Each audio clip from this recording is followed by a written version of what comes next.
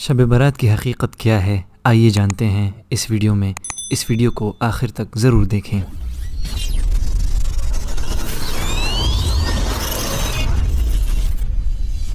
اللہ اکبر اللہ اکبر۔ اس video میں ہم قدیم علماء کی آراء کو پیش کریں گے جنہوں نے اس رات کے بارے میں ذکر کیا ہے۔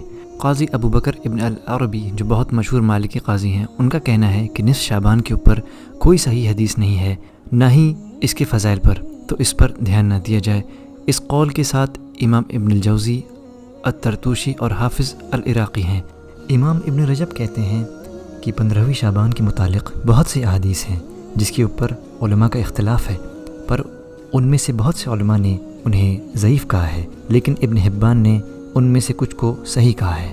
دوسری طرف ابن رجب کہتے ہیں ایک مومن کے لیے یہ اچھی چیز ہے کہ وہ اس رات اللہ کا ذکر کرے اور اپنے گناہوں کی معافی مانگے۔ امام ابن تیمیہ لکھتے ہیں سلف کے آثار اور احادیث نصف شعبان کے بارے میں بیان کیے گئے ہیں۔ یہ بھی درج کیا گیا ہے کہ سلف میں سے بعض لوگ اس رات عبادت کرتے تھے، تو اگر کوئی شخص اس رات عبادت کرتا ہے تو اس کی دلیل ہمیں کچھ سلف سے ملتی ہے اور یہ دلیل مضبوط ہے اور اس بات کو رد نہیں کیا جا سکتا۔ ایک اور فتویٰ میں انہوں نے کہا کہ اگر کوئی اس رات عبادت کرتا ہے اکیلے یا جمع ہو کر تو یہ اچھی بات ہے۔ اس رات کے اوپر جتنی احادیث ہیں علماء نے انہیں کمزور ہی کہا ہے۔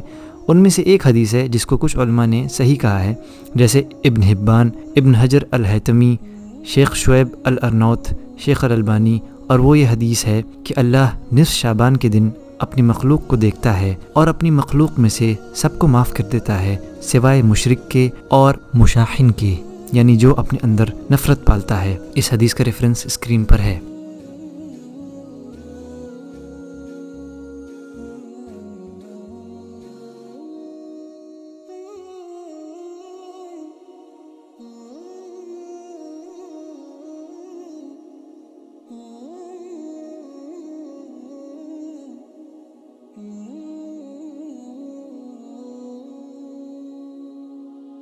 سیم الفاظ کے ساتھ یہ حدیث ابن ماجہ میں بھی موجود ہے جس کو علماء نے ضعیف کہا ہے، جیسے دارقطنی وغیرہ۔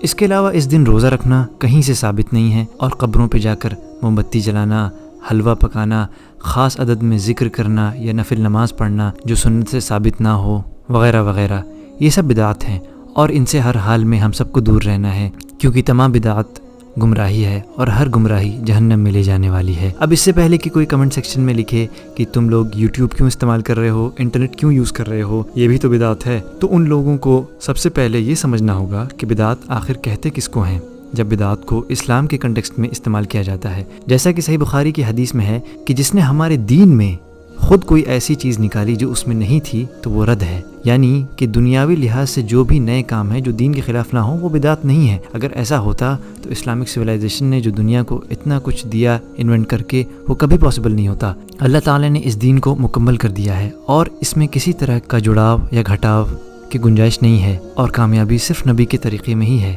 شیطان کو بدعتی انسان گنہگار انسان کے مقابلے زیادہ پسند ہے، کیونکہ گنہگار انسان توبہ کر سکتا ہے اس لیے کہ وہ جانتا ہے کہ وہ جو کر رہا ہے وہ گناہ ہے، لیکن بدعتی انسان بدعت سے توبہ نہیں کرتا کیونکہ وہ اسے دین کا حصہ سمجھتا ہے، الا یہ کہ اللہ اسے ہدایت دے دے۔ اللہ سے دعا ہے کہ وہ ہم سب کو قرآن اور احادیث پر ویسے ہی عمل کرنے کی توفیق عطا فرمائے جیسا کہ ہمارے نبی صلی اللہ علیہ وسلم نے بتایا اور اس پہ صحابہ اور سلف الصالحین نے عمل کیا۔